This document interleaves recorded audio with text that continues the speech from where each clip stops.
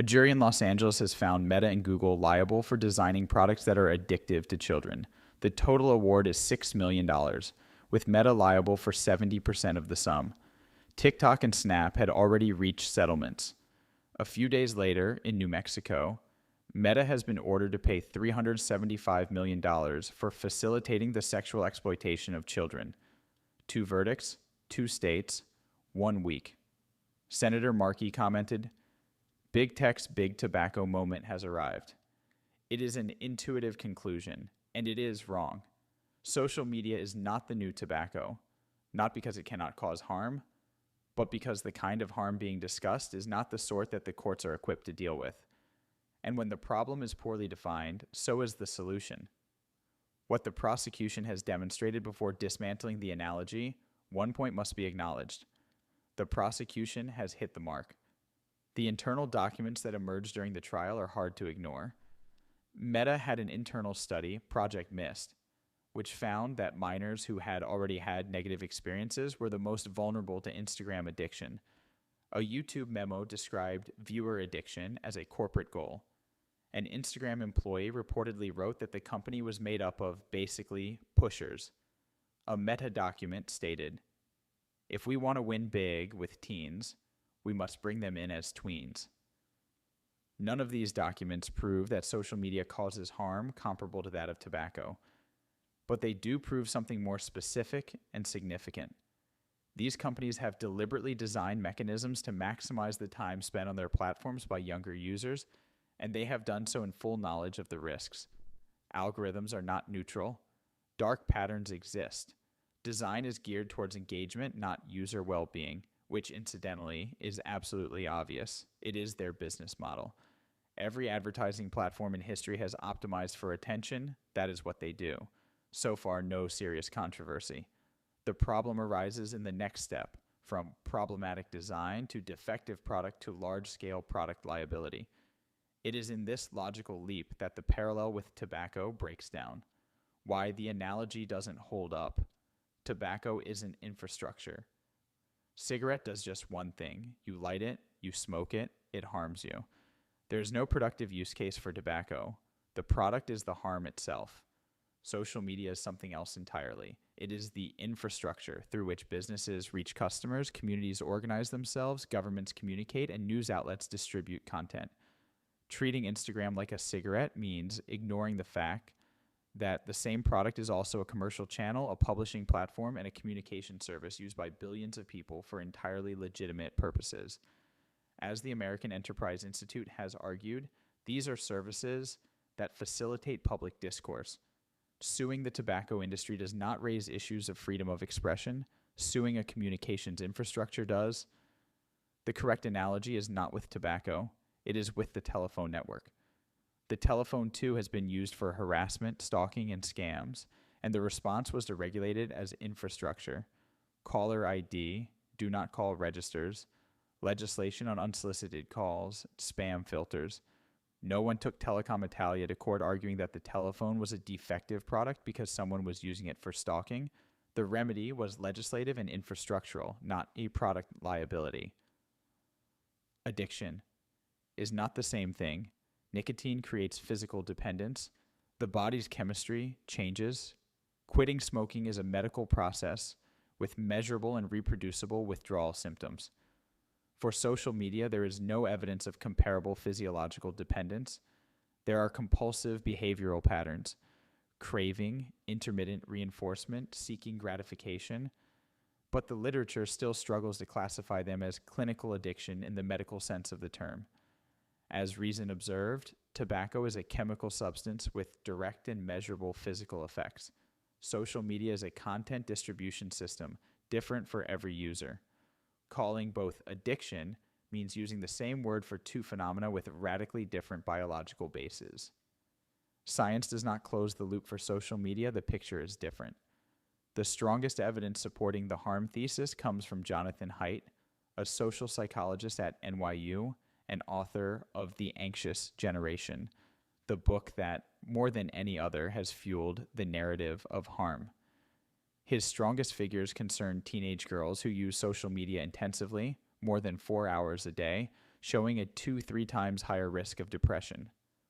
But these are studies based on correlations that do not allow us to infer a causal relationship. Christopher Ferguson's meta-analysis, 2024, Psychology of Popular Media, examined the available experimental studies and concluded that the evidence for causal effects was statistically indistinguishable from zero.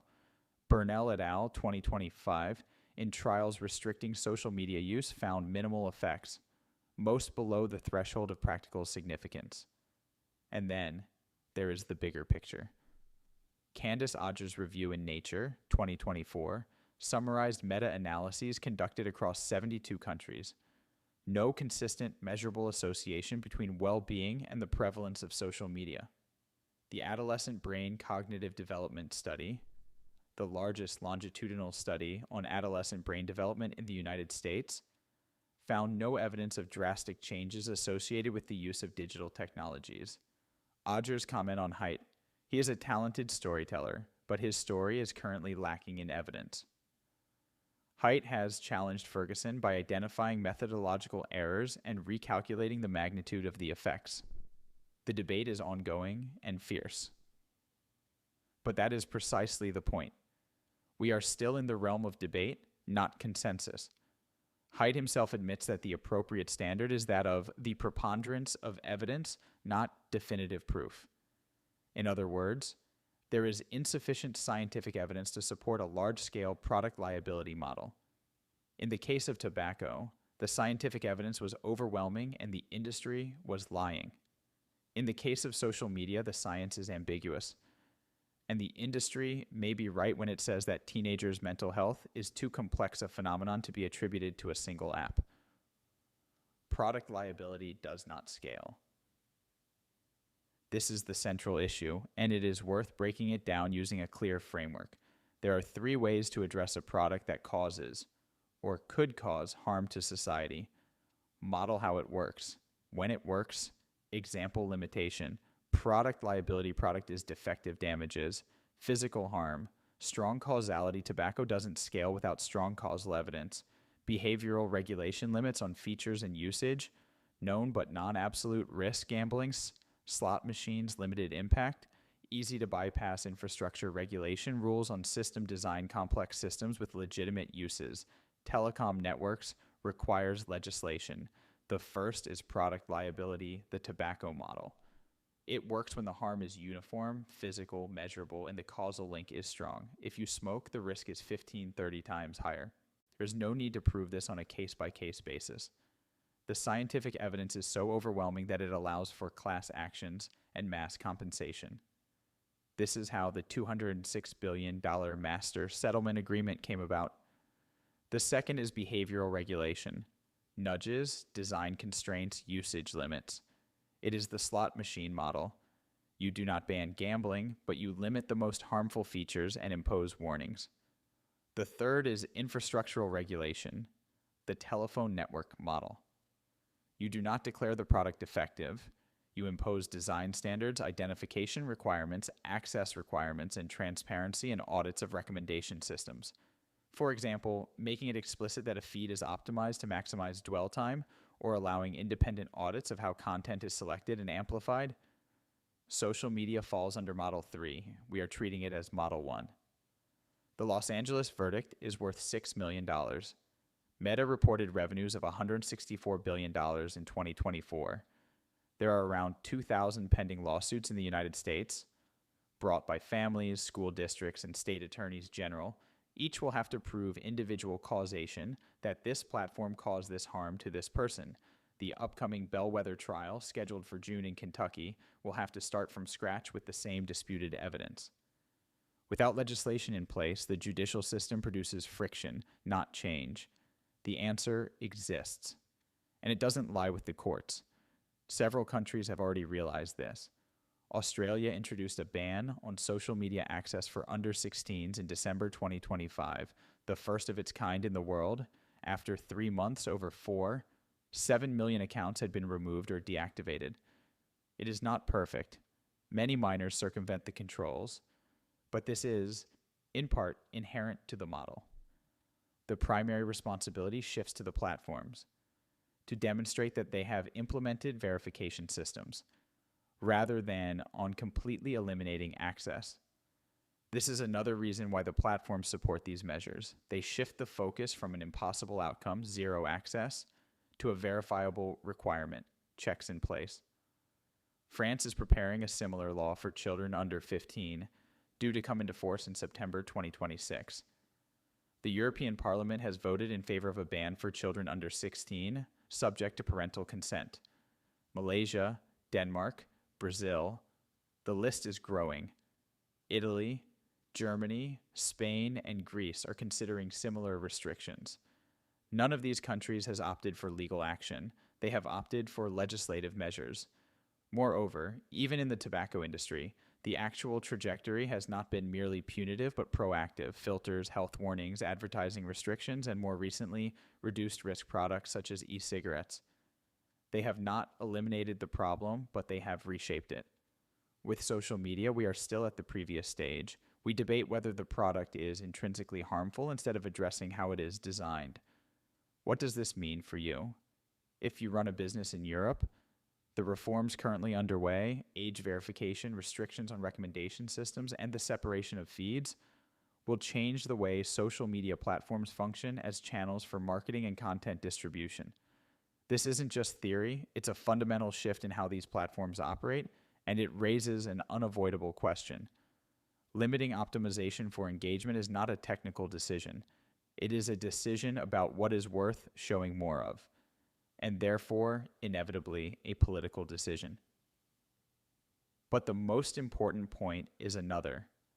The parallel with tobacco doesn't hold up. And when it doesn't hold up, the solution falls apart too. Individual lawsuits that don't gain traction and compensation awards that don't make the slightest difference. Social media isn't a product, it's infrastructure, and it must be treated as such.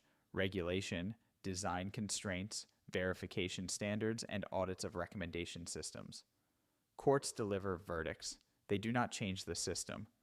A jury in Los Angeles fined Meta, a company with over $160 billion in revenue, $6 million. Australia, through legislation, removed 7 million accounts. Courts punish the past. Regulation changes the product. Fabio Loria, CEO and founder, Electi. Every week we explore AI without the hype. With data, analysis, and an independent perspective. Note, the author is a smoker. The irony is not lost on him. Sources, judgments, and legal context. NPR, Meta, and Google found negligent. CBS News, social media addiction verdict. Bloomberg, big tobacco style fallout. ABC Money, impact on shares criticism of the tobacco analogy. AEI, the deceptively flawed tobacco analogy. Reason, social media is not tobacco. The Conversation, case analysis, scientific evidence. Odgers, review in Nature, 2024. Ferguson, experimental meta-analysis, 2024. Burnell et al., meta-analysis of RCTs, 2025. Haidt, response to critics. Haidt and Rausch, critique of Ferguson. Haidt, collection of studies, international legislation, Australia, e-safety commissioner, tech policy. Press, lessons from Australia. Biometric update, global regulation, 2026. IBA, legislative overview. Wikipedia, online safety amendment. Legal and market implications. Journal of High Technology Law. Spencer Law, verdict analysis. Bloomberg Law, advertisers subscribe now.